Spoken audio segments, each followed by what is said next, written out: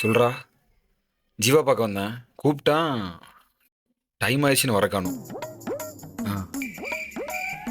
ஒரு லூஸா இருக்குடா.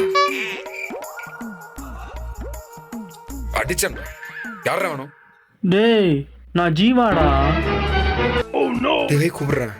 என்னைய ஏன்டா அடிக்க வர? என்ன பண்றான்? என்னடா கட்டிக்குது? அதை ஏன்டா கேட்குற?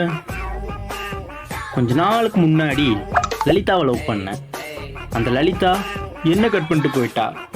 நான் இந்த முடியை கட் பண்ணிக்கிட்டேன். பைத்தியக்கார மாதிரியே இருக்கடா.